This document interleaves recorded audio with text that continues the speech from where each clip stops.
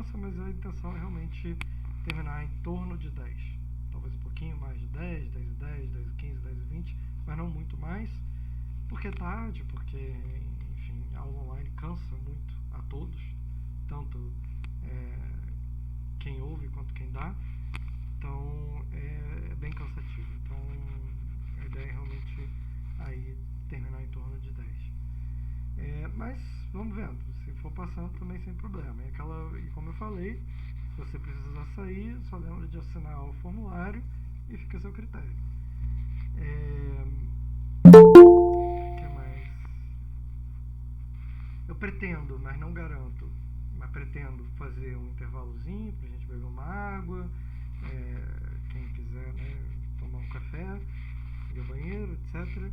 Sempre bom, mas também não garanto, porque às vezes vale mais a pena seguir direto e terminar um pouco mais cedo, terminar uns 9h50, vamos dizer, ou 10, do que fazer um intervalo e quebrar o debate no meio. Então depende muito de como as coisas vão andando. Mas sempre que possível eu gosto de tentar fazer essa paradinha.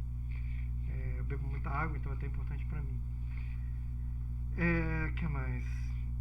As aulas vão ser gravadas. A gente sempre vai dar essa tolerância de uns 10 minutos.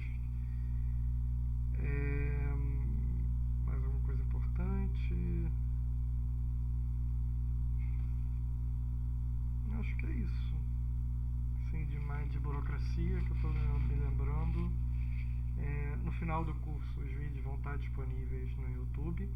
Eu recebo muito pedido, pelo menos recebi em cursos anteriores, de mandar as gravações durante o curso. Eu posso tentar fazer isso, mas não garanto que eu vou conseguir. Então, se alguém quiser a gravação dos dias, pode me escrever por e-mail, que eu prometo que em algum momento eu vou mandar. Sempre mando, mas talvez eu não consiga mandar até o final do curso. Mesma coisa, pedido de bibliografia, sugestão de leitura, comentário, dúvida, vocês podem me escrever, seja por e-mail ou no WhatsApp, vocês têm os dois, então fica a critério de vocês. Eu acho que é isso. Assim, alguém tem alguma dúvida dessa parte mais burocrática?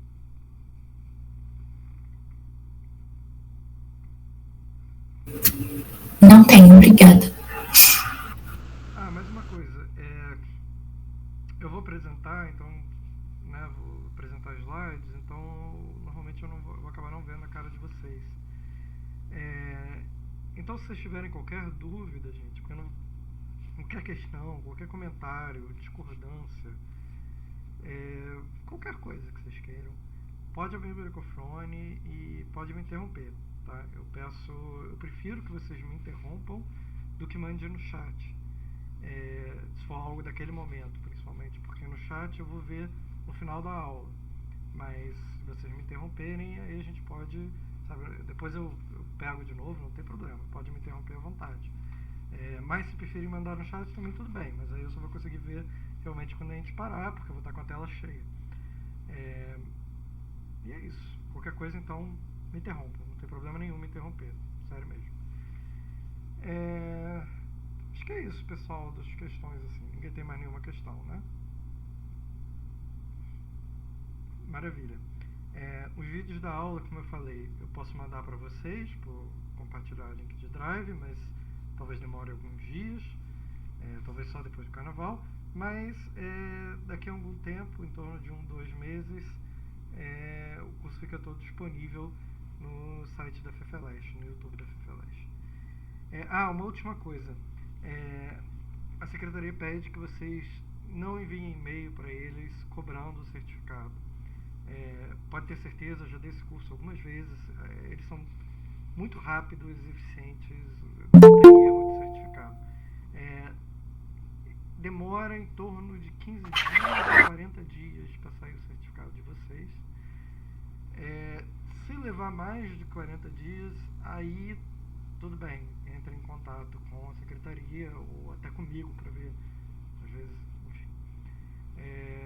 mas eles pedem que vocês esperem, vamos dizer, até o começo de março, pelo menos. Acho que é isso, então. Qualquer coisa, se eu lembrar de mais alguma coisa no meio, eu me interrompo sem nenhum problema. Bom, pessoal, vou compartilhar minha tela aqui com vocês, então.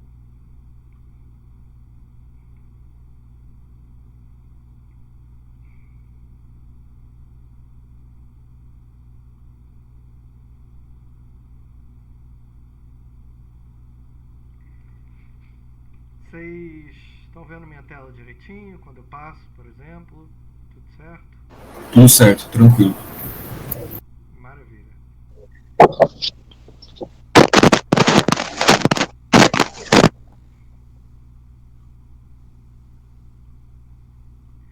Então vamos lá, pessoal.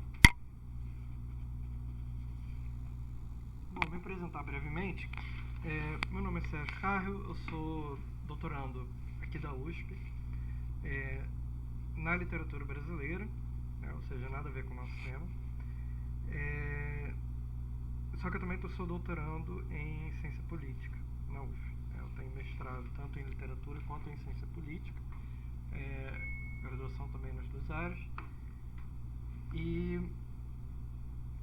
eu estou dando esses cursos de verão e inverno aqui na USP desde que eu entrei em doutorado, que já vai dar aí 3 anos, mais de 3 anos. Então acho que esse já é o 5º ou 6º curso que eu estou dando. Mas essa é a primeira vez que eu estou dando um curso na política. Eu sempre dei um curso...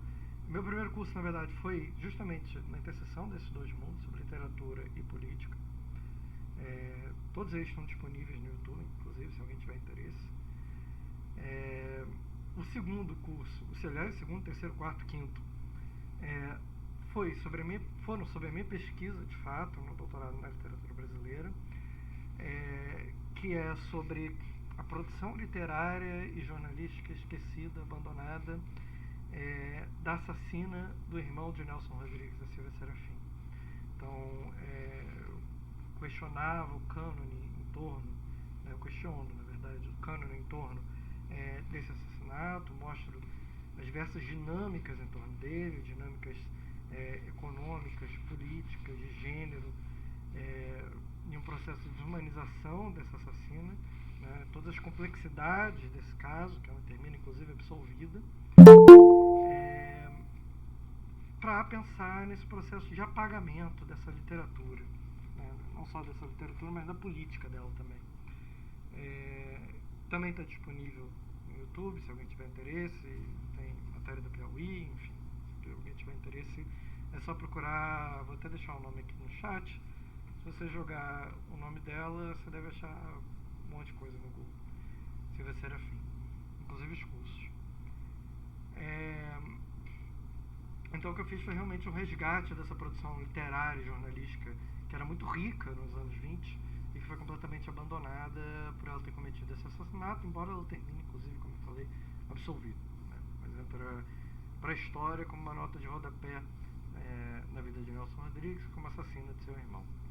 Então já são 2 anos praticamente, isso, eu tenho esse artigo da Piauí, repetindo esse curso. Repetindo não, estou sendo injusto, porque eu peguei essa questão é um universo, então é que nem a questão que a gente vai trabalhar da crise da democracia, é um outro universo. Então foram sempre aulas novas, mas nesse tema, né, do assassinato do irmão de Nelson e desse resgate dessa poetisa esquecida. Essas aulas estão disponíveis no YouTube, caso alguém tenha interesse. Então, pela primeira vez, eu resolvi sair um pouco da literatura e entrar na ciência política na USP. Né? Eu já dei muita aula de ciência política, mas na UF, na Unirio, essa é a minha primeira vez, de fato, dando aula na ciência política da USP. E como eu falei, sou doutorando tanto em literatura brasileira quanto em ciência política. Eu também sou professor na Federal de São João del Rei, em Minas Gerais.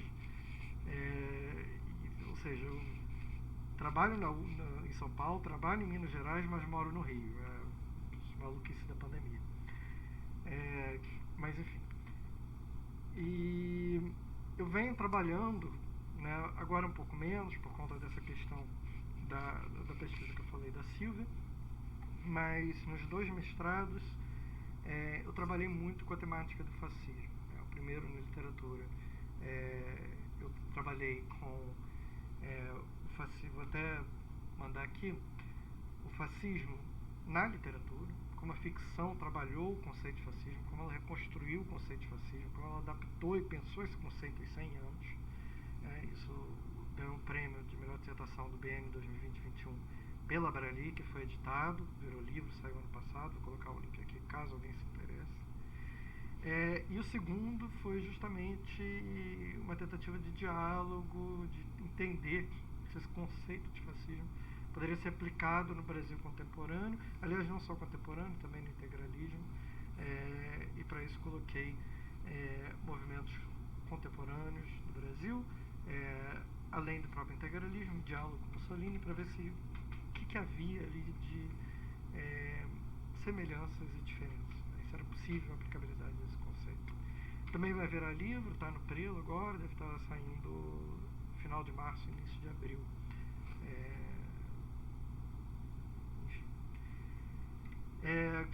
E na ciência política, no doutorado, eu trabalho, por fim, com o que explica a adesão de grupos minoritários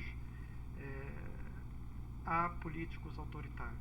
E aí eu pego principalmente o caso de um núcleo judaico que existe dentro da Alternative für Deutschland, que é um partido neonazista alemão, né? Então, tentar entender o que leva um partido neonazista a ter um núcleo judaico.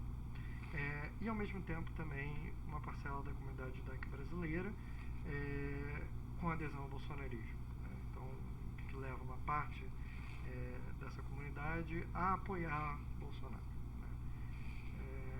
Mas tentando entender no escopo ampliado, porque, vamos dizer, 30% da comunidade LGBT também aderiu ao bolsonarismo, sendo que é o alvo preferencial, vamos dizer assim. Então, realmente tentando entender o que leva grupos minoritários a aderirem políticas e políticos autoritários. Por isso eu trabalho com entrevista, ouvindo essas pessoas. Acho que é isso, sim. Mais a minha apresentação, acho que é isso. Acho que a gente pode começar a aula de fato. Como eu falei, qualquer questão, pessoal, podem me interromper. Qualquer comentário extra classe também podem me escrever. E é isso, vamos indo, vamos ver se a gente chega até 10, acho que é uma boa, talvez fazendo uma pausa nova um pouquinho. Mas vamos ver, se ficar um pouco antes, passar um pouco também, acho que não tem importância. O mais importante é realmente a gente pensar o que eu quero trazer hoje com vocês, que é, na verdade, um questionamento da ideia de crise da democracia. Sérgio? Você está me ouvindo? Sim. Pode colocar para gravar, por favor? Tá gravando. Já. Vou até conferir, mas tá sim.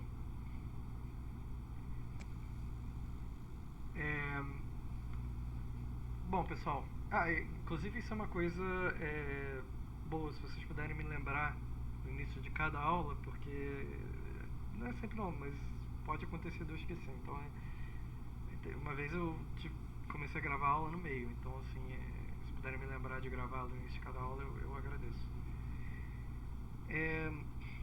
Bom, pessoal, vamos lá. Nesse curso que eu quero trazer com vocês, que eu quero pensar com vocês, né, ele não é exatamente inovador, e eu nem quero que seja. Essa discussão sobre crise da democracia, ela está na moda já há muitos anos, né, sobre fascismo, sobre populismo, está na moda há muitos anos já.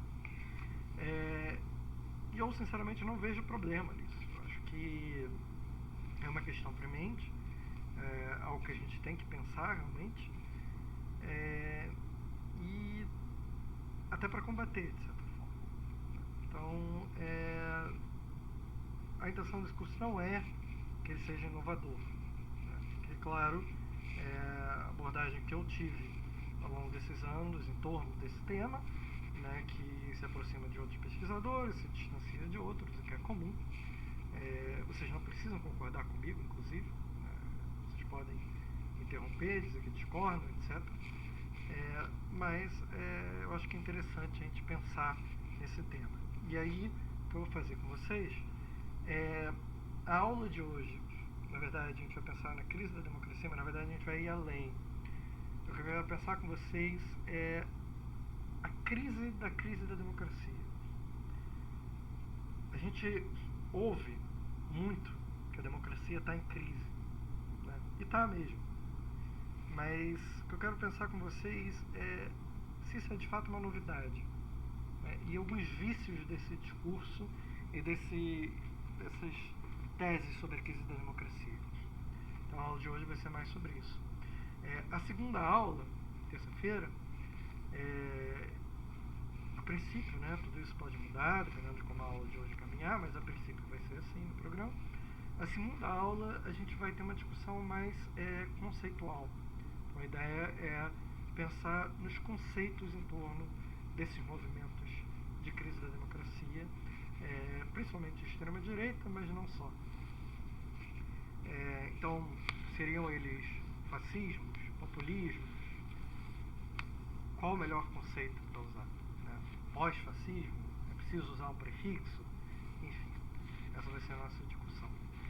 E para finalizar, nessa última aula, a gente vai discutir um pouco sobre o nosso caso brasileiro, né? O nosso recente bolsonarismo, e principalmente o bolsonarismo sob a ótica de 2023.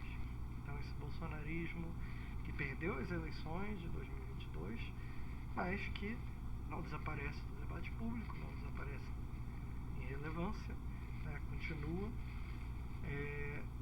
mas muda, é obrigado a mudar. A ideia é justamente pensar com vocês o que tem de novo depois de 8 de janeiro de 2023 para cá, no bolsonarismo e em Bolsonaro. Será que faz sentido até a ideia de um bolsonarismo?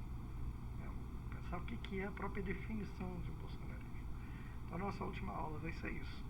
É claro, gente, que como eu falei, é um tema muito amplo, né? É impossível de esgotar em 3 aulas de em torno de 2 horas cada, ainda mais online. Isso é tema de um curso inteiro, né? De um semestre inteiro ou mais. Aliás, eu já tive excelentes cursos de semestre inteiro com esse tema. A gente poderia ir só sobre fascismo, trabalhar um mês inteiro, bolsonarismo outro mês inteiro, pensar outras questões, pensar a questão da extrema-direita europeia, como é diferente da extrema-direita brasileira, por exemplo. Enfim, tem um universo nesse tema que a gente poderia trabalhar. Mas nosso tempo é limitado, nosso espaço é limitado, e a intenção é realmente fazer uma introdução, vamos dizer assim, a essa temática, quem interessar possa. Então, finalmente começando de fato, né,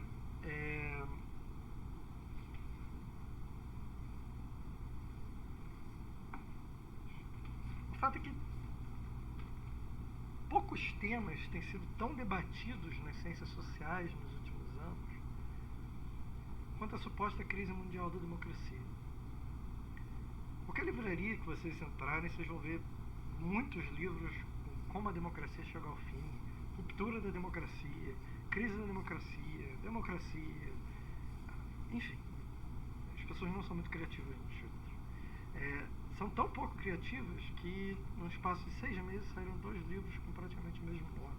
Esse aqui, Como a Democracia Chega ao Fim, do David Huntsman, e o Como as Democracias Morrem, do Steven Levitsky e Daniel Ziblatt. Muito provavelmente vocês devem ter ouvido falar já.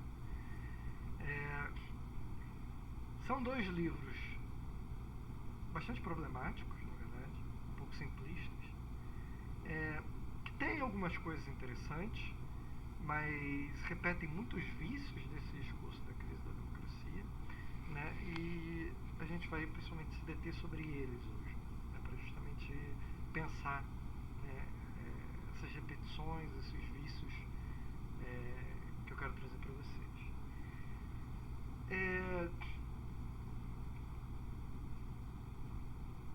Então, o que une toda essa literatura, esse subgênero, se a gente puder colocar assim, é uma espécie de fatalismo. Quase todos dizem a literatura está acabando. Perdão, a literatura não. A literatura está acabando, também é outro tipo de fatalismo que parece muito, mas não. A democracia está acabando no mundo. O sinal dos tempos é o apocalipse, o autoritarismo vai reinar, enfim. Mesmo aqueles que são um pouquinho mais cautelosos, tipo David Huntsman, que é do próprio livro, ainda são bastante pessimistas, de certa forma céticos também. Então Huntsman, por exemplo, ele fala, olha, talvez a democracia, ela está em crise, não tenha dúvida, no mundo todo, mas talvez ela não esteja realmente morrendo. Talvez ela não esteja acabando, talvez não esteja no final da sua vida. Talvez ela esteja numa espécie de crise de meia-idade. O que ele quer dizer com isso? Basicamente, que ela está numa crise, né?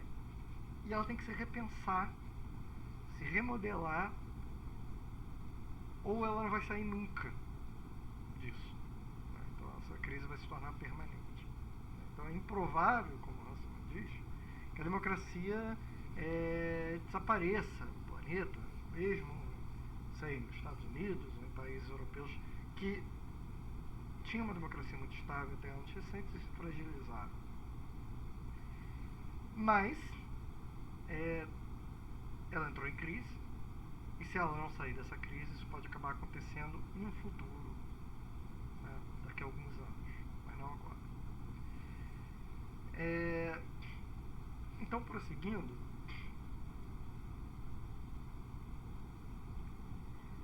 quase toda essa literatura converge no que eles chamam um ponto de inflexão para essa crise, que é justamente a eleição do Donald Trump em 2016. Mesmo instituições que dizem que a democracia já vinha em crise há muitos anos, né, a Freedom House aponta o que eles chamam de recessão democrática global. O que é isso? Basicamente, depois dos anos 90, a gente tinha um crescimento das democracias liberais em todo o planeta, então todo ano crescia em quantidade, crescia quantitativamente o número de democracias liberais, e a partir de 2004, 2005, 2006, esse número não só para de crescer, como começa a decair. Não entenda mal, a gente ainda tem mais democracias no mundo hoje do que a gente tinha na década de 80 ou 70, mas menos do que a gente tinha em 2000. Entendem? Então, isso que eles chamam de recessão democrática global. Uma diminuição na quantidade, aliás, não só quantitativamente, mas também qualitativamente, das democracias do planeta, em vários países diferentes, em todos os continentes. Então, do Brasil ao Chile, aos Estados Unidos, à Inglaterra, Myanmar, enfim, você escolhe, não falta opções. Então, até os anos 2000, viria um crescente, tanto em qualidade quanto em quantidade das democracias do planeta, e a partir dos anos 2005, mais ou menos, teria o efeito contrário. Só que mesmo instituições, e aqui vale lembrar uma coisa, né, a Freedom House e a VDM, que são duas instituições que pensam isso, que falam isso que eu falei agora, elas pensam a democracia no seu formato liberal, principalmente liberal econômico. Então, liberdade para a economia, principalmente. E aqui a gente está trabalhando principalmente democracia em seu sentido liberal, não só liberal econômico, mas liberal também político, então liberal mesmo. Simplesmente por uma questão de praticidade. Existem milhões de adjetivos para a democracia: minimalista, agonística, método deliberativo, enfim. Mas como o nosso tempo é reduzido, não dá para explorá-los.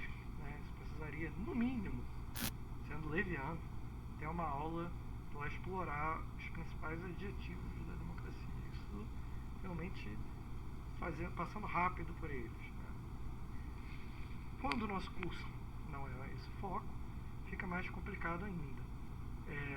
Então, quando a gente fala em democracia aqui, a gente está seguindo o entendimento dessas instituições, principalmente democracia liberal. Né? E há todo um debate, que democracia é essa, né? O quanto de democracia existe. A gente poderia trazer o Robert Dahl, pensar em poliarquias, pensar na própria noção de democracia, como ele fala, como uma noção utópica, né? Que não existiriam democracias de verdade, existiriam poliarquias, que seriam aproximações desse ideal democrático. E quem sabe, talvez no último dia, dependendo do andamento do curso, a gente até fala disso. Mas, a princípio, não vamos nos deter sobre essa questão, pelo menos não por enquanto. Então, mesmo essas instituições que falam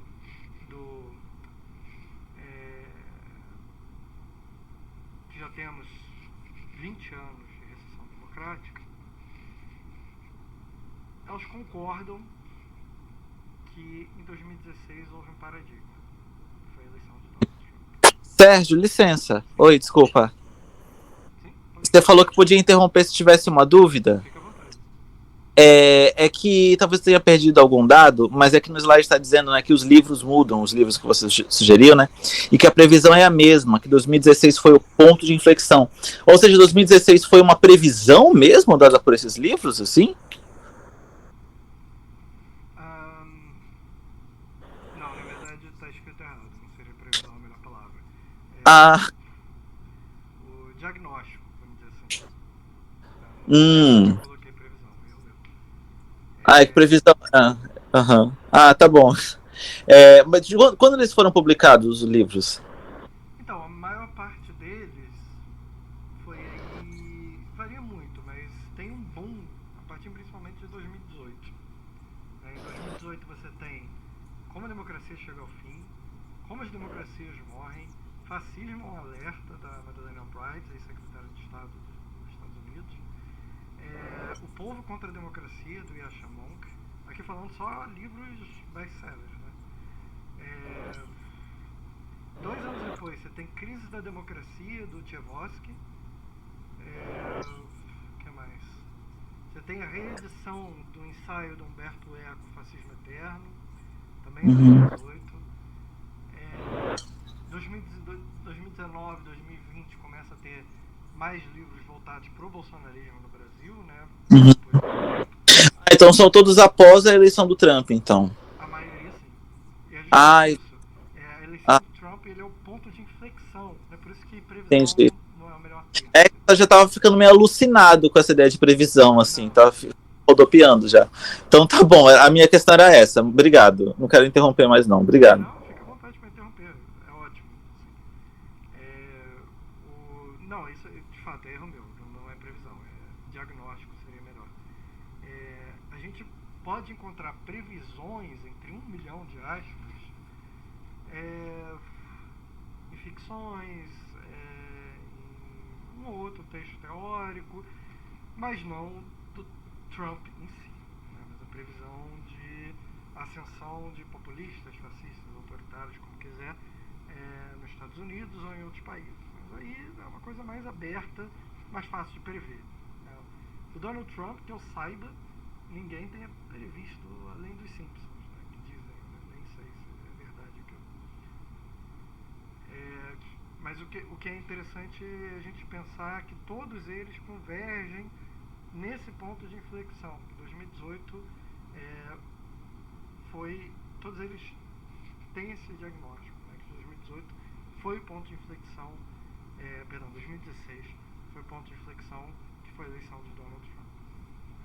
O que faz algum sentido.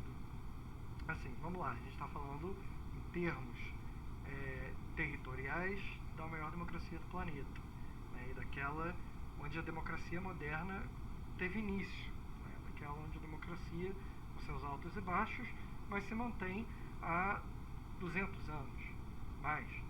Então, assim, faz sentido esse diagnóstico. O problema dele é que ele ignora, muitas vezes, o que aconteceu em outros países antes de Donald Trump. Eles lembram de Trump, lembram do Brexit, lembram de uma ou outra coisa na Europa, mas se esquecem da América Latina, clássico, né? E não só da América Latina. A gente vai falar um pouco disso daqui a pouco. Mas como é muito confortável, né? E como é paradoxal, de certa forma, que eles saibam, né, que na eleição de Donald Trump já tinha uma recessão democrática há quase 10 anos, há mais de 10 anos, na verdade, mas só se recordem de Trump. Enfim. E todos eles também convergem, né, nessa ideia, como eu falei, fatalista, de que os populistas, esse termo é um termo que eles repetem muito, principalmente no Câmara do Norte, né, a gente vai discutir isso na aula que vem, né, esse conceito de populismo. Todos eles repetem muito essa ideia de que os populistas ascenderam ao poder e que a democracia liberal está fadada a se autodestruir. Esse é o único caminho possível. Só que o primeiro ponto, como eu falei, é esse mais básico. Quando a gente fala de crise da democracia, né, de que democracia a gente está falando? Porque são várias democracias. A democracia brasileira nunca foi igual à democracia estadunidense. A democracia italiana não é igual à democracia brasileira, né? Seja pelo sistema parlamentarista e presidencialista, seja pela diferença de poder nas câmaras. Então, são muitas democracias, né?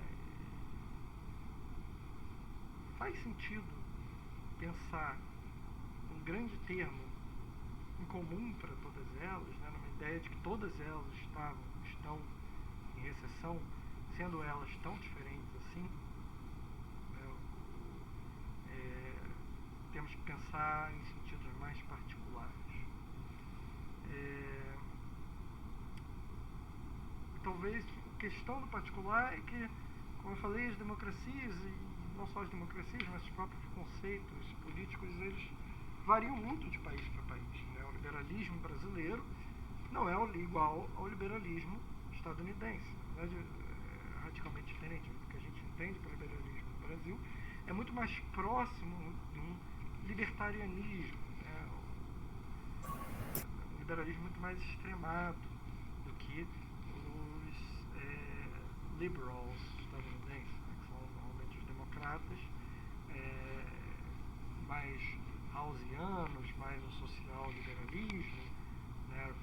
Uma coisa mais centro, né? Ou centro-direita, que seja, ou até centro-esquerda em alguns casos, mas mais ali para o centro, diferente do liberalismo brasileiro, que é muito extremado. Então, mas a gente usa o mesmo conceito para falar de ambos.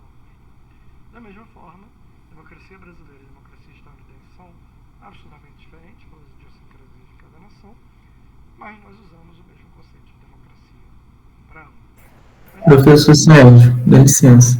Aproveitando o gancho que o senhor estava comentando sobre a democracia estadunidense, queria que o senhor me explicasse essa relação que nós temos visto nas últimas semanas, do Donald Trump vencendo as prévias na corrida presidencial para esse ano lá.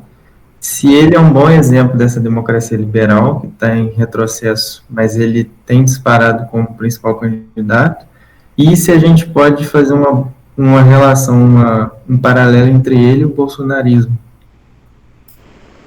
Então, obrigado, Gustavo. Com certeza, para mim, Donald Trump não é um exemplo, mas é o exemplo.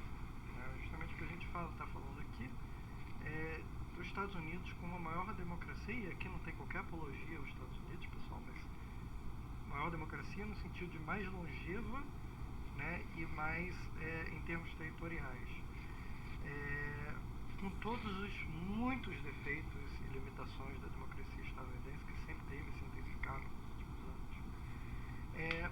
Mas o fato, e com todos os demagogos e autoritários do passado que ascenderam ao poder nos Estados Unidos, ou quase ascenderam, né? Então a gente pode lembrar aqui do macartismo, a gente pode lembrar, né, dos Estados Unidos, esse paradoxo dos Estados Unidos como a democracia mais longeva, mas ao mesmo tempo patrocinar ditaduras e golpes e autoritarismos em diversas outras nações do planeta, né? Então uma democracia para nós e uma hegemonia, um autoritarismo para vocês. A gente pode lembrar do caso Watergate, por exemplo, a gente pode lembrar do Lindbergh, que quase se lançou candidato nos anos 40, do padre Hoagland. Tem inúmeros exemplos históricos do flerte dos Estados Unidos com o nazismo, né? Vai lembrar que os Estados Unidos teve uma das maiores manifestações abertamente pró-nazismo na história, colocou fora da Europa, que colocou 20 mil pessoas no Madison Square Garden. Então, assim, com todos esses milhões de defeitos, né, o fato de que eles estão passando por mais um capítulo dessa fragilização, né, de uma certa estabilidade que vinha nos últimos anos, né, com trocas pacíficas de poder entre republicanos e democratas, com entendimentos, respeito, aqui entre mil aspas, né, mas ainda assim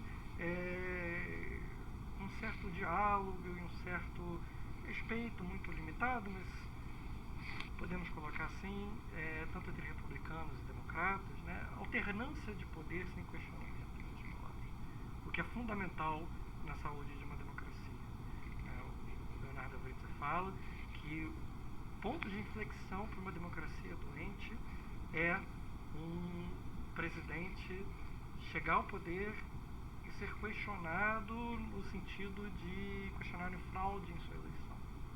Não que fraudes não existam, mas são raríssimas nos dias de hoje, principalmente nas democracias como Estados Unidos e Brasil, onde isso tem sido levantado nos últimos anos. Então,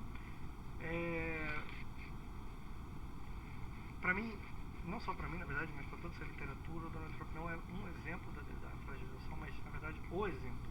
Né? E o fato de que ele está se lançando candidato de novo, bem forte, com chances de voltar,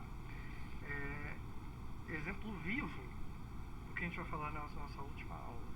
Como esses movimentos não morrem, como eles são mitigados, de certa forma, mas não desaparecem nunca.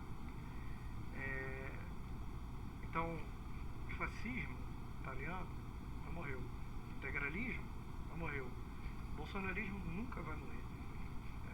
Quer dizer, nunca é uma palavra muito forte, mas eu posso garantir a vocês que daqui a 100 anos a gente ainda vai ter influências do bolsonarismo na política.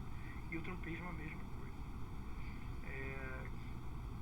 Então esses eventos, né, ainda mais movimentos tão fortes como são esses, a gente não está falando aqui de um caso isolado, como foi o caso da quase candidatura de Charles Lindbergh nos Estados Unidos em 1940, né, que seria uma candidatura forte, mas, né, nem se lançou, então o movimento acabou e morreu ali, não durou muito tempo.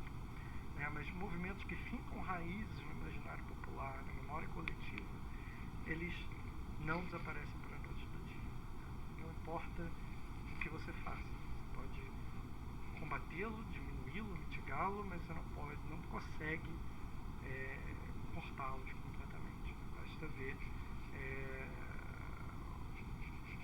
a dificuldade que a Alemanha tem com o nazismo quase 100 anos depois. Todo o processo de desnazificação que ela teve, como ainda lida com isso quase 100 anos depois.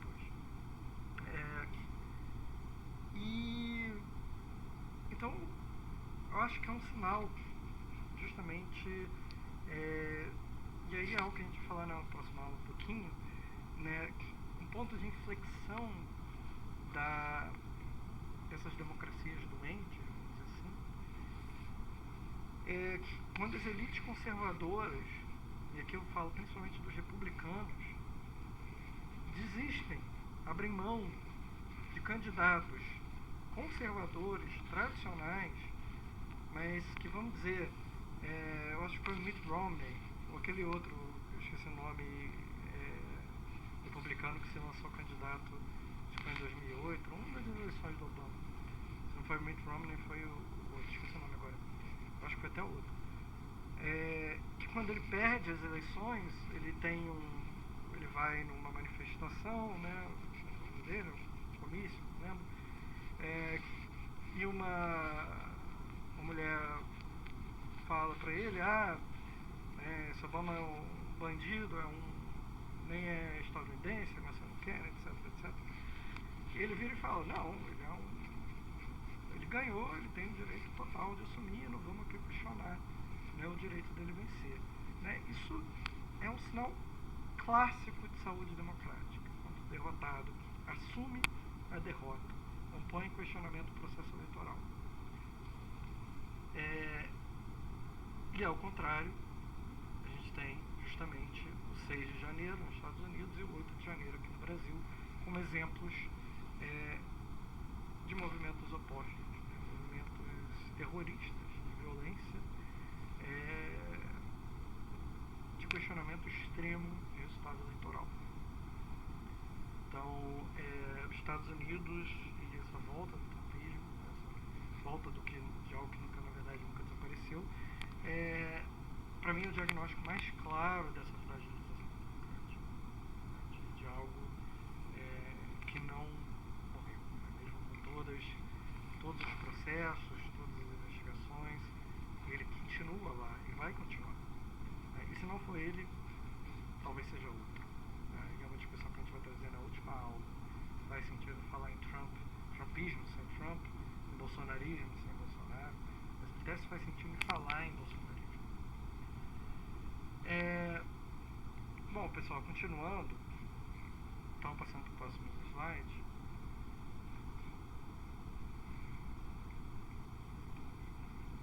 Aqui vocês podem ver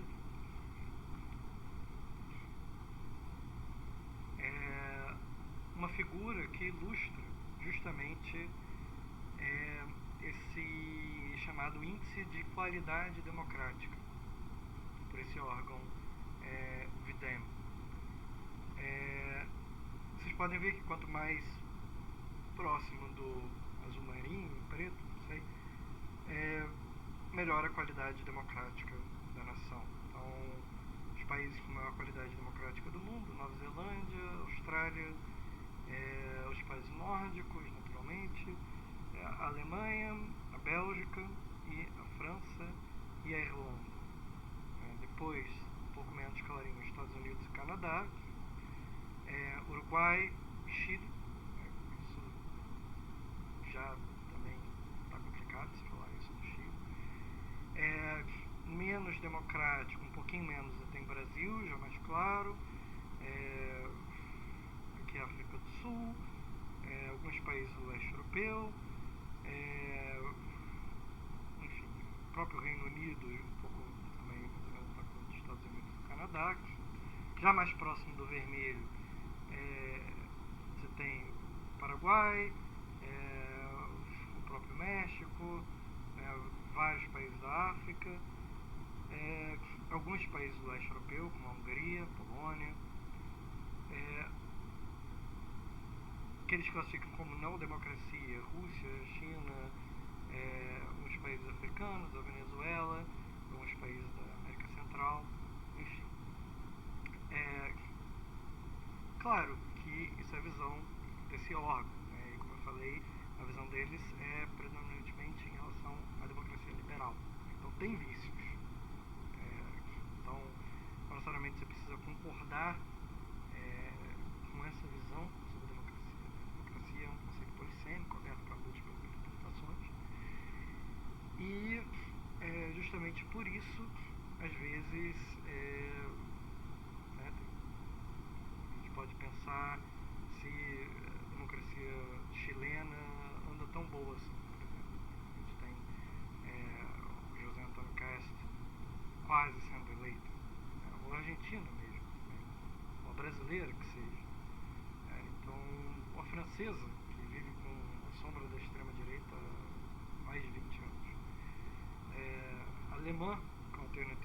Deutschland, que não para de crescer. Então, assim,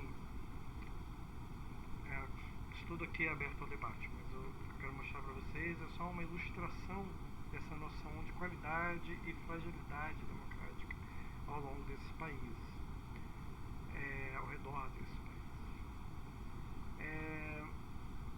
Então, como eu falei, eles variam, né, de pesquisador para pesquisador, mas a maioria deles coloca esse processo de fragilização democrática global ali no início dos anos 2000, 2004, 2006, mais ou menos, o que nos dá aí já quase 20 anos desse processo, ou mais de 20 anos. Então você tem, no final dos anos 2000, um início de otimismo, não sei quem se recorda, mas da Primavera Árabe, né, a ascensão de questionamentos a regimes autoritários, principalmente em países do norte da África, mas que logo se transformou em pessimismo. Então, todo aquele otimismo que foi gerado em torno das democracias, em torno da Primavera Árabe, todo aquele sentimento de utopia, que as democracias estão voltando a crescer, né, rapidamente, teve um efeito perverso e se transformou numa distopia. Essas democracias não se consolidaram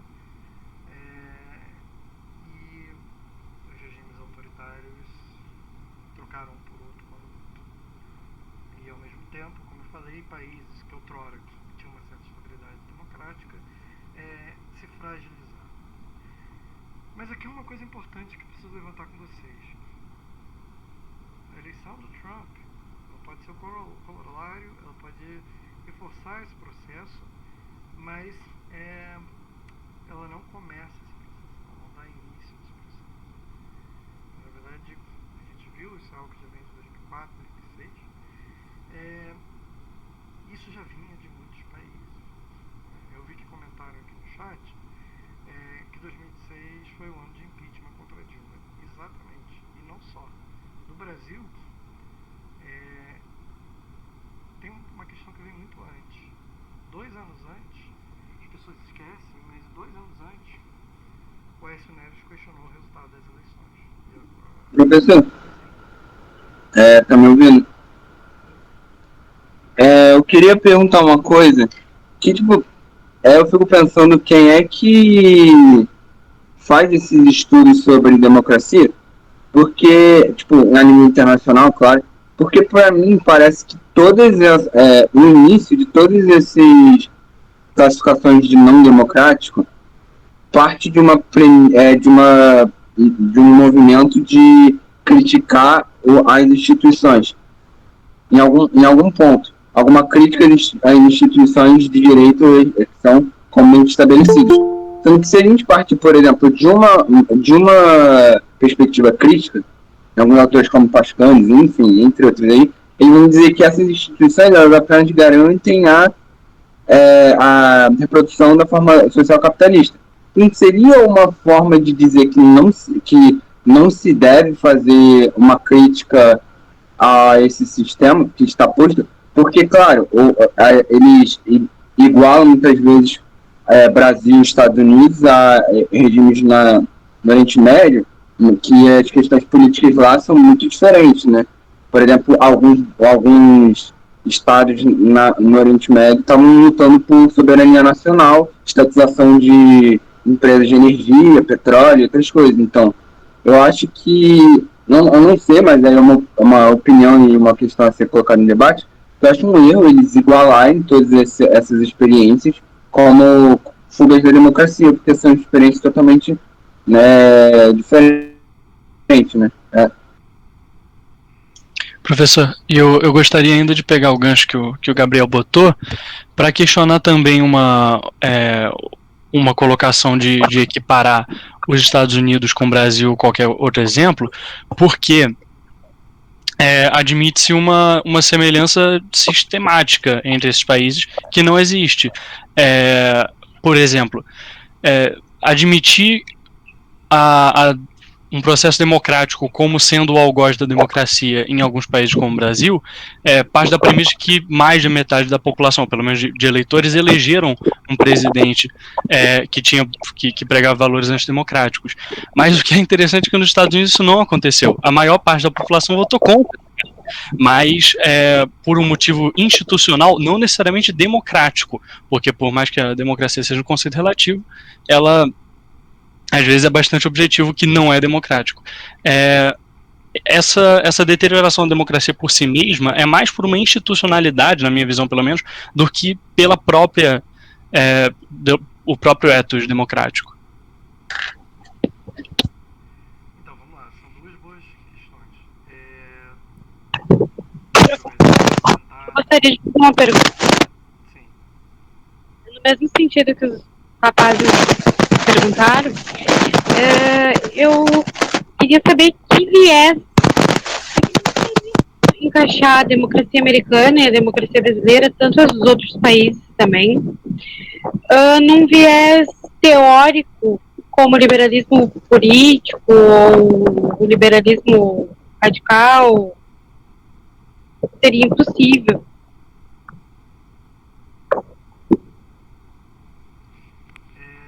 Vamos lá, pessoal, por partes. São 3 perguntas que dialogam, mas são diferentes entre si. Vou tentar conectar e contemplar elas. Olha, começando da primeira.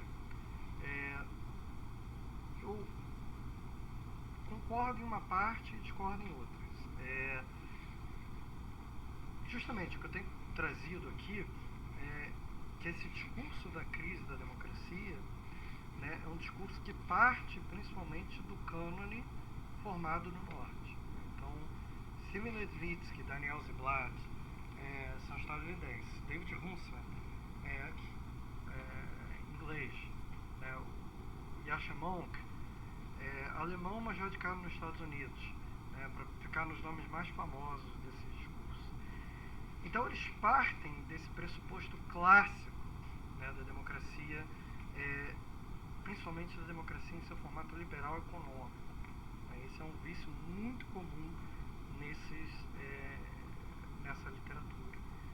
Isso é o que une esses 3 livros. Eles chegam, por exemplo, e a Chamon fala isso com todas as palavras, a ecoar um exemplo clássico de retórica da perversidade, que o Albert Mishman chama atenção no livro dele, de retórica reacionária mesmo, que é você dizer que alargar a democracia acaba por prejudicar a democracia.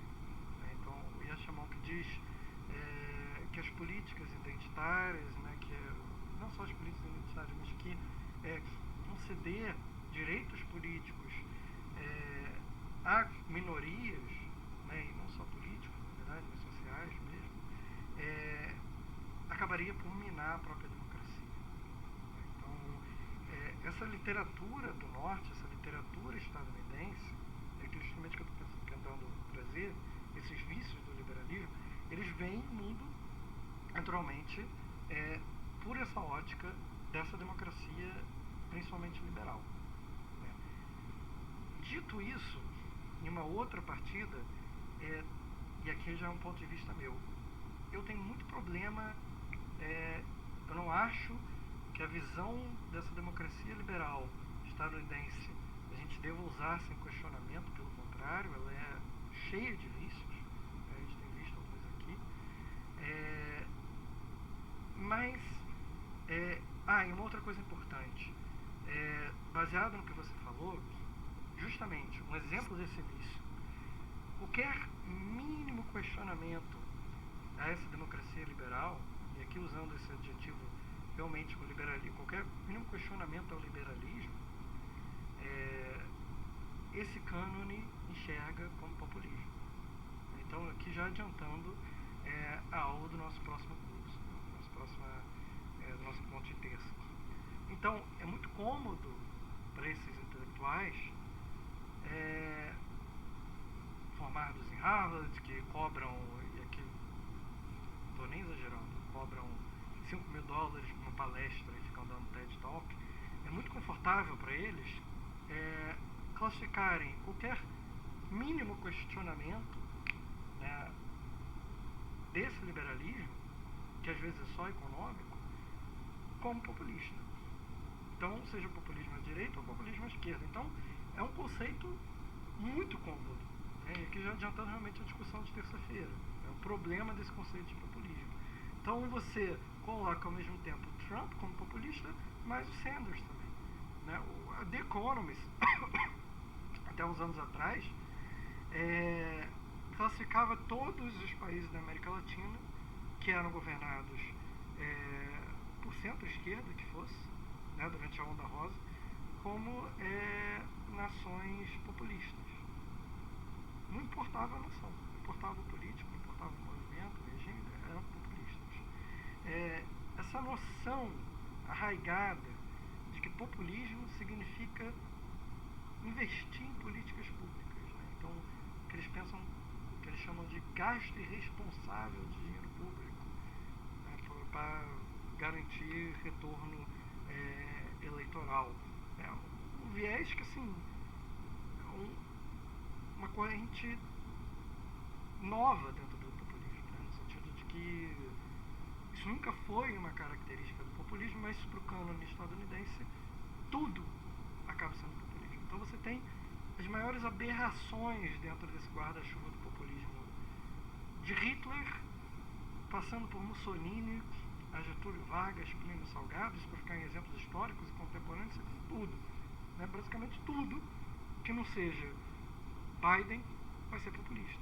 Então tudo que não seja aquele liberalismo clássico, estadunidenses, os liberals, os democratas mesmo, e mesmo eles, os mais, né, estilo Biden, até Obama foi chamado de populista. Então, tudo que não for isso vai ser populista. Então, nesse sentido, eu concordo com você. Até o Biden chama de populista. Não, todo mundo, não tem como fugir. Justiça seja feita em menor grau, a esquerda também faz algo parecido com o conceito de fascismo. Né? Mas é muito menos problemático, porque o conceito de fascismo é muito mais forte. Mas até Lula já foi chamado de fascista. Temer, eu lembro de chamar o Temer de fascista o tempo todo. Aí quando o fascismo apareceu de verdade, era que nem aquela história do não sei se vocês conhecem aquela fábula do garoto que chamava do lobo, o lobo tá vindo, o lobo nunca vinha, e quando o lobo veio de verdade. Mas enfim, eu tô fugindo do ponto. Então eu concordo com você, eu acho que não, acho que não é Pedro Lobo não, acho que Pedro Lobo ele eu lembro que tinha até um musicalzinho russo, né, que era o Pedro Lobo, ele ia caçar o lobo, não, esse era em inglês The Boy Who Cried Wolf, que é um pastor que ia na cidade todo dia e dizia, o lobo tá vindo, veio o lobo, se esconda, só que era mentira. Só que aí um dia o lobo veio de verdade, contou, ninguém acreditou, e ele foi devorado. Não sei se eu acho que não é o Pedro Lobo, não posso estar errado. Enfim, o ponto é que nisso eu concordo. Eu acho que isso é um vício clássico dos Estados Unidos e da Europa, né, do cânone elitista, de classificar qualquer mínimo questionamento, que não precisa ser um questionamento, né, radical do capitalismo, ou da democracia liberal, ou do liberalismo, não.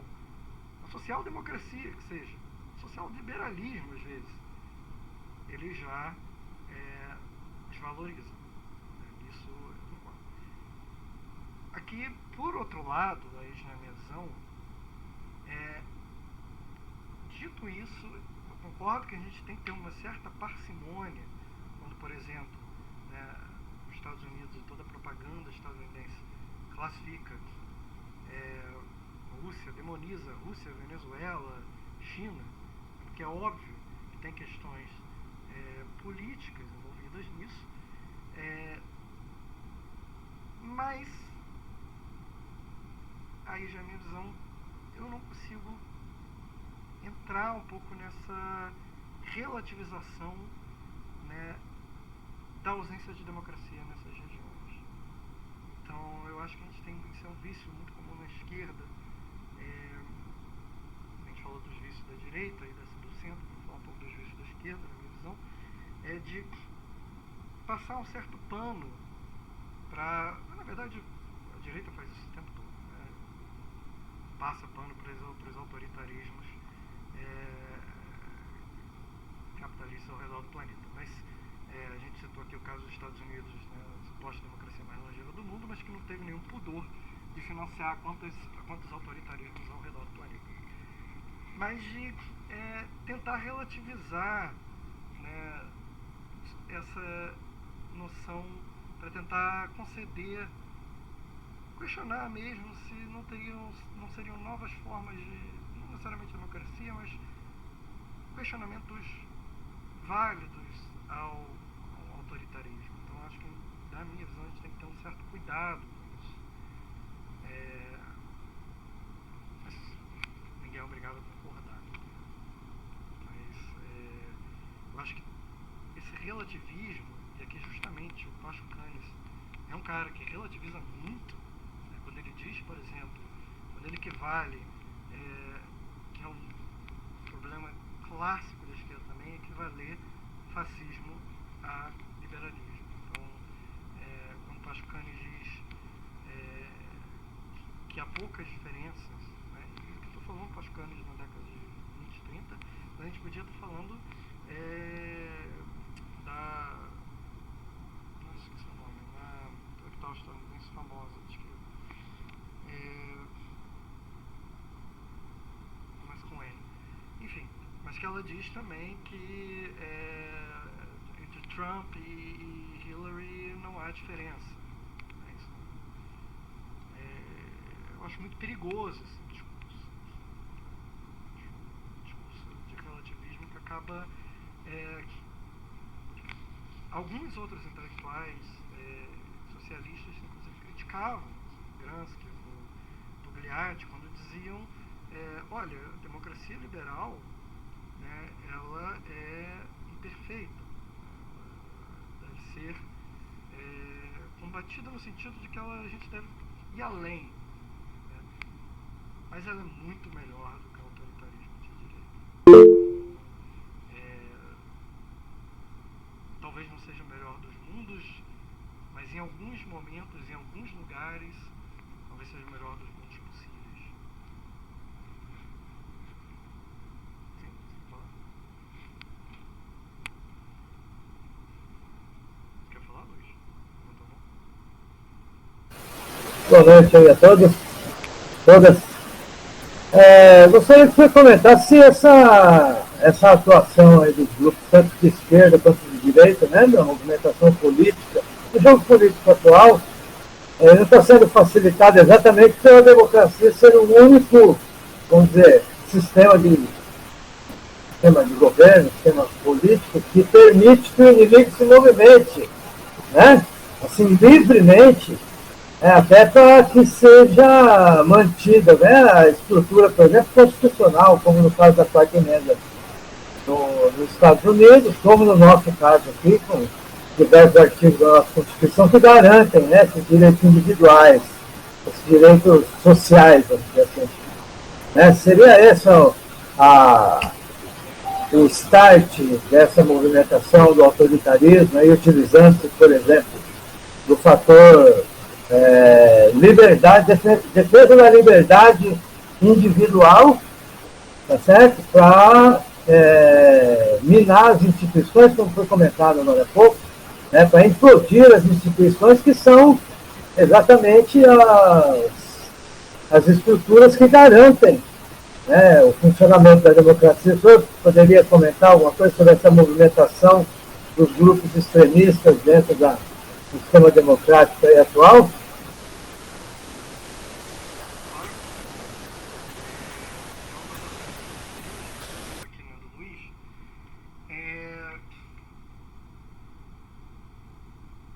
Uma questão muito curiosa da democracia é como ela é utilizada para matar ela própria.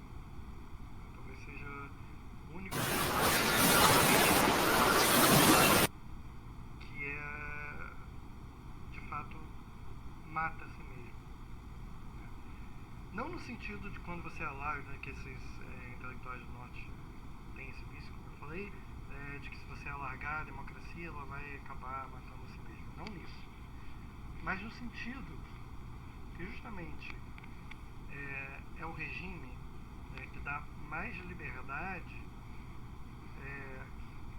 de expressão, que seja, mas liberdade de associação política, liberdade no sentido geral mesmo, ela acaba por naturalmente facilitar o surgimento de movimentações autoritárias. E aí tem aquela aporia clássica da teoria política, né, que até que ponto vai a liberdade. A gente já tem o John Stuart Mill no século XIX falando que aquela frase clássica que todo mundo conhece também, que a liberdade de um acaba quando começa a de outro. Isso o John Stuart Mill já fala no século XIX. Justamente um dos maiores teóricos do liberalismo, pelo menos do liberalismo clássico. E aí, né, até que ponto a gente pode permitir a liberdade de expressão? Liberdade no geral. E aí a democracia tem esse paradoxo de que para ela sobreviver, ela não pode ser limitada. Por uma razão óbvia, né? Leis existem, a gente não vive no estado de natureza, seria um caos, seria um inferno, a liberdade não pode ser absoluta. Né? Isso é algo que a extrema-direita esquece o tempo inteiro. Né? Qualquer manifestação da extrema-direita tem lá praticamente falando quero ter liberdade de formar um partido nazista. Né? Teve um podcaster que falou isso, todas as letras. Então, esse libertarianismo, esse liberalismo extremado, né, que prega que a liberdade deve ser absoluta. Liberdade absoluta é inferno. Eu não lembro o intelectual, mas tem uma frase dita no início do século XX, na verdade por um psicanalista, mas não vou lembrar quem, que diz o liberal é como Lúcifer de Milton. Quando ele chegar ao inferno, ele finalmente vai ter a liberdade, mas a que custo? Então, essa liberdade absoluta, que é um desvio do liberalismo clássico, né, eu falei aqui de Mill, que jamais pregaria algo parecido, mas esse liberalismo extremado, que cresce muito no século XX, e é muito forte no Brasil, né, nos Estados Unidos também, ele é um exemplo de como a democracia ilimitada, vamos colocar assim, né, esse estado de natureza, ele mata a si próprio. Então, quanto mais você permitir a liberdade de expressão, no sentido, o que eu quero dizer é que pequenas doses pontuais, e aqui entendam, entre mil aspas, de autoritarismo no sentido de restringir, de controlar elementos extremos da sociedade, é necessário para a própria sobrevivência democrática. Né? E aqui é muito pontual, obviamente. Né? Quem está falando de, não sei, fechar DCEs, ou, enfim, o que está se dizendo aqui cara, tem uma manifestação neonazista, como teve no MASP uns 20 anos atrás. Tem que reprimir, tem que prender essas pessoas. Você tem um secretário da Educação, secretário da Cultura, se travestindo de Goebbels, né, e fazendo um discurso nazista. Tem que prender. Não basta só demitir do cargo. Então, assim,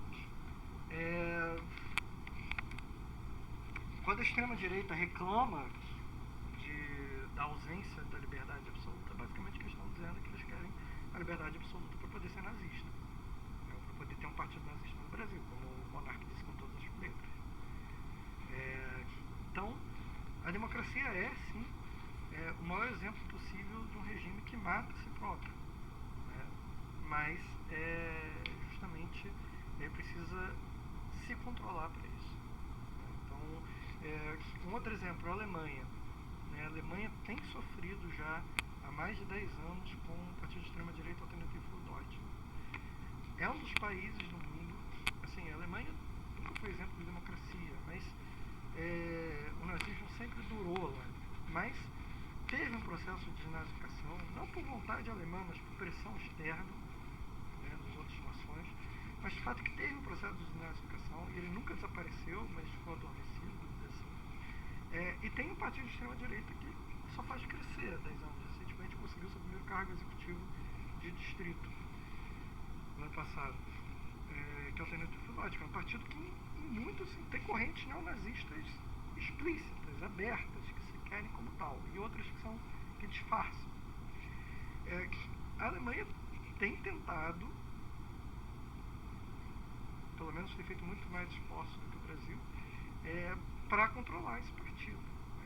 E talvez o fato dele não ter chegado ao Executivo Federal ainda, talvez o fato da AfD não ter chegado ao Executivo Federal é justamente esse controle limitado. Quais seriam os marcos regulatórios ou que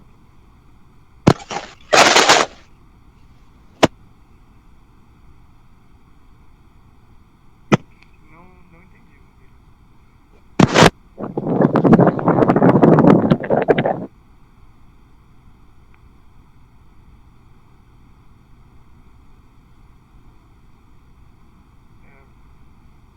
Enfim, não consegui entender o que o colega disse. Mas eu acho que é isso.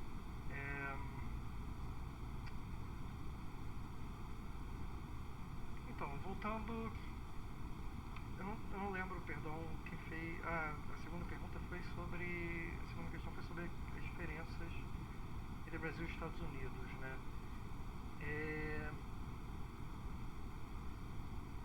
Alguém lembra? Foi algo por aí, não foi? Então. É que eu fiz a pergunta na hora, né, na época, porque para criticar uma equivalência que não existe entre fenômenos antidemocráticos ao redor do mundo e nos Estados Unidos. Porque, de fato, aqui no Brasil e na Europa, caso seja o caso de uma vitória do AfD e tal, ou da Marine Le Pen na França, de fato são reviravoltas democráticas, são reviravoltas que têm um respaldo popular inquestionável de maioria simples. Agora, nos Estados Unidos isso não existe, na verdade, apesar de ser institucionalmente permitido por causa do colégio eleitoral, por causa de tudo do modo como se desenha a democracia deles lá, se preza mais essa institucionalidade legal e se esquece do caráter, na verdade, bastante antidemocrático dela em si, né? Do colégio eleitoral, das instituições que permitem a chegada do Trump, mas que não encontra equivalência no resto dos países e, portanto, não é exatamente comparável, eu acho. Eu fico no meio do caminho também. Eu acho que faz sentido. Você está falando, faz todo sentido. Em algum nível, claro. Mas, enfim, aqui sendo generalista, qualquer democracia vai ser diferente, vai ser única, vai ser particular. Mas o que eu acho que a gente tem que pensar é que realmente é um processo muito mais institucional do que democrático, muito mais dentro da institucionalidade dos Estados Unidos. Mas eu não vejo necessariamente como muito mais burocrático, de certa forma, sem dúvida, e menos democrático do que no Brasil, onde você vota diretamente. Mas eu não acho que isso seja necessariamente tão disparo assim. Principalmente, talvez em caso do Brasil, sim.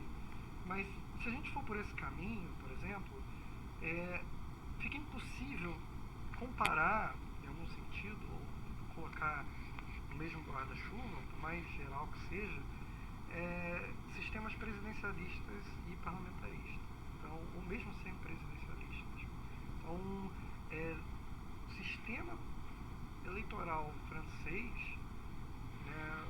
com os distritos, com o semipresidencialismo, ele é muito diferente do brasileiro. E o parlamentarismo, ele tem essa espécie de camada a mais de segurança, como eles chamam, né? Não sou eu que estou dizendo, mas de distanciamento democrático. Então você vota no partido e o partido coloca o seu primeiro-ministro, dependendo do país. Então não há o voto direto do presidente. Aqui a gente tem Lula e Bolsonaro, você escolhe um, você vota, se ele vence, ele governa, pronto, acabou. Então, mas seria menos democracia só porque é um sistema parlamentarista?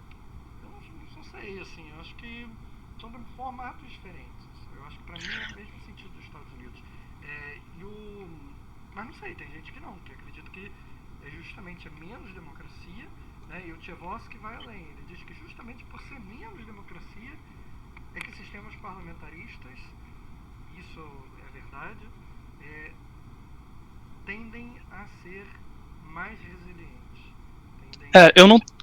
Eu não tenho problema com o parlamentarismo, eu estou falando mais do colégio eleitoral em si, porque no parlamentarismo você ainda encontra respaldo. Margem de segurança, mas a intenção é realmente terminar em torno de 10, talvez um pouquinho mais de 10, 10 e 10, 10 e 15, 10 e 20, mas não muito mais, porque é tarde, porque, enfim, a aula online cansa muito a todos, tanto quem ouve quanto quem dá, então é bem cansativo. Então a ideia é realmente aí terminar em torno de 10.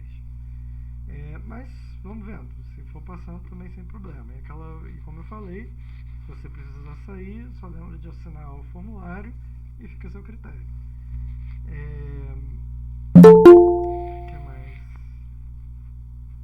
Eu pretendo, mas não garanto, mas pretendo fazer um intervalozinho pra gente beber uma água, quem quiser, né, tomar um café, ir ao banheiro, etc. Sempre bom, mas também não garanto, porque às vezes vale mais a pena seguir direto e terminar um pouco mais cedo, terminar uns 9h50, vamos dizer, ou 10, do que fazer um intervalo e quebrar o debate no meio. Então depende muito de como as coisas vão andando. Mas sempre que possível eu gosto de tentar fazer essa paradinha. Eu bebo muita água, então é até importante para mim. O que mais? As aulas vão ser gravadas. A gente sempre vai dar essa tolerância de uns 10 minutos. Mais alguma coisa importante? Acho que é isso. Assim, de burocracia que eu estou me lembrando. No final do curso, os vídeos vão estar disponíveis no YouTube. Eu recebo muito pedido, pelo menos recebi em cursos anteriores, de mandar as gravações durante o curso. Eu posso tentar fazer isso, mas não garanto que eu vou conseguir.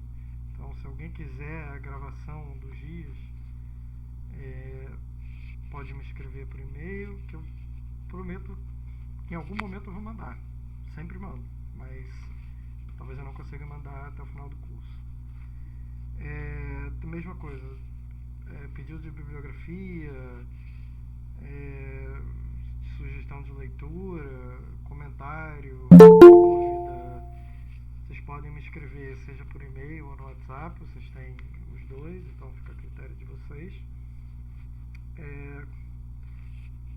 Eu acho que é isso.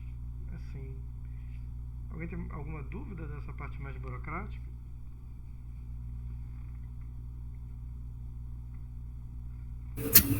Não tenho, obrigada. Mais uma coisa. Eu vou apresentar, então, né, vou apresentar slides, então normalmente eu não vou acabar não vendo a cara de vocês. Então, se vocês tiverem qualquer dúvida, gente, qualquer questão, qualquer comentário, discordância, qualquer coisa que vocês queiram, pode abrir o microfone e pode me interromper, tá? Eu prefiro que vocês me interrompam do que mandem no chat, se for algo daquele momento, principalmente, porque no chat eu vou ver no final da aula, mas se vocês me interromperem, aí a gente pode sabe? Depois eu pego de novo, não tem problema, pode me interromper à vontade.